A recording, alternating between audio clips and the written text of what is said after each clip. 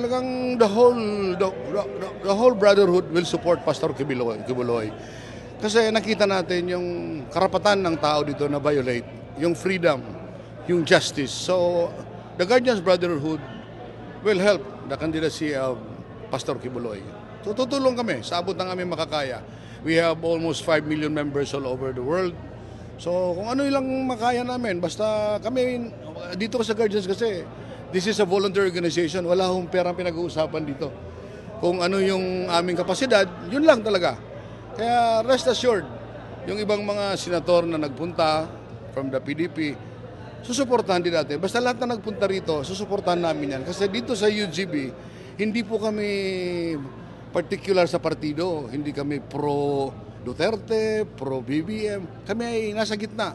Kung ano yung tama, susuportahan namin. Pag ikay inapi, tutulungan ka talaga ng Guardians. Hindi pwedeng hindi ka tulungan dahil ang aming pinaglalaban dito, the party principle ay sinasabi namin is walang iwanan hanggang sa huling patak ng dugo. Kaya nandito kami. Kahit walang pera, kanya-kanya, punta, malalayong lugar yan. So makikita mo yung pagkakaisa. So hindi pera ang naging basihan ng aming, kasi ito pagtakbo namin, kaya nga no to vote buying kami. Kasi hindi ko kailangan mamili. Mananalo at mananalo talaga kami dahil sa dami namin sa buong Pilipinas. At saka sa iba yung dagat.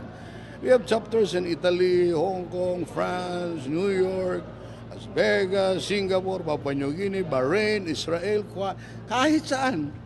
Sa dami ng Guardians. Kaya imposible po kaming matalo. Kaya nga nung nakita ko sa SWS survey, nakaka-dismaya na ang UGB party list ay wala sa listahan.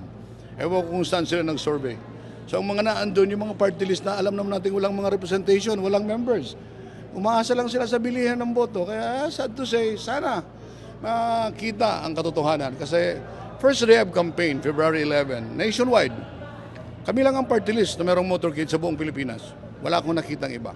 Ewan ko kung merong kung saan sila. Pero kami, nationwide yan, Luzon, Visayas, Mindanao. So ganun kalakas ang Guardians sa Pilipinas. Kaya very impossible na wala kami sa survey.